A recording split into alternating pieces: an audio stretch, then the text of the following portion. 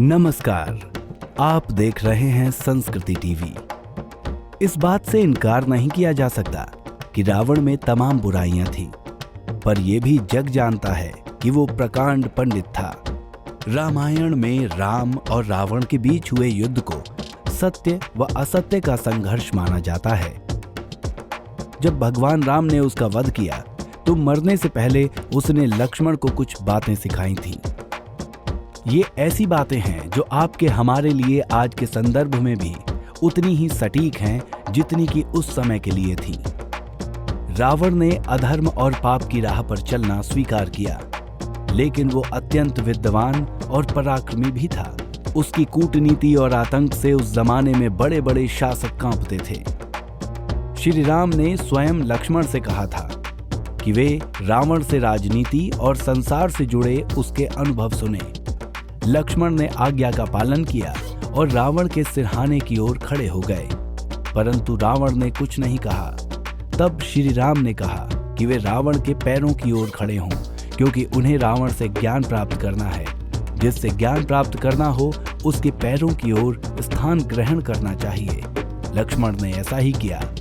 उस समय रावण ने उन्हें जीवन की कुछ प्रमुख बातें बताईं। रावण ने कहा कि शुभ कार्य के लिए अधिक इंतजार मत करो, उसे शीघ्र संपूर्ण करो, क्योंकि पता नहीं कब जीवन की डोर टूट जाए। रावण के कई सपने थे, लेकिन वो आलस्य और किसी अन्य दिन की प्रतीक्षा में उन्हें टालता रहा। वे सपने अपूर्ण ही रह गए। अपने प्रतिद्वंदी या शत्रु को कभी कमजोर मत समझो। रावण ने वानर सेना, भालुओं की सेना और 2 तपस्वियों श्री राम और लक्ष्मण को कमजोर समझने की भूल की थी, जो उसके लिए काल साबित हुई। अगर अपने जीवन का कोई रहस्य हो तो उसे यथासंभव गुप्त ही रखना चाहिए। अगर वो रहस्य प्रकट हो जाता है तो उसका आपके जीवन पर बुरा प्रभाव हो सकता है। रावण की नाभि में अमृत कुंड का रहस्य खुलने के बाद ही उसकी मृत्यु हुई थी। अपने सारथी, दरबान, खानसामे और भाई से दुश्मनी मोल मत लीजिए, वे कभी भी नुकसान पहुंचा सकते हैं। खुद को हमेशा विजेता मानने की गलती मत कीजिए, भले ही हर बार तुम्हारी जीत हो। हमेशा उस मंत्री या साथी पर भरोसा कीजिए जो तुम्हारी आलोचना करता हो। ये गुमान कभी मत पालिए कि आप किस्मत को हरा सकते हैं। भाग्य में जो लिखा होगा उसे तो भोगना ही पड़ेगा।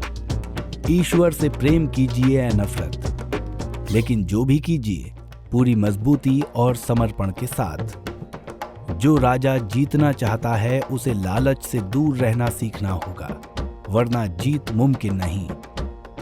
राजा को बिना टाल मटोल किए दूसरों की भलाई करने के लिए मिलने वाले छोटे से छोटे मौके को हाथ से नहीं निकलने देना चाहिए।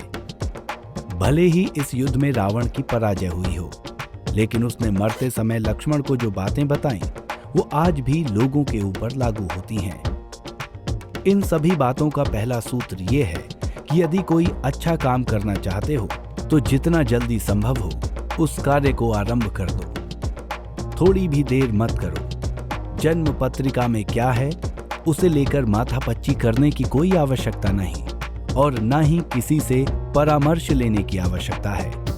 दूसरा सूत्र है, यदि कोई अशुभ काम है, खराब काम करना है, तो उस काम में देरी करते जाओ। काल हरण करो, यानी समय को कट जाने दो, विलंब हो जाने दो।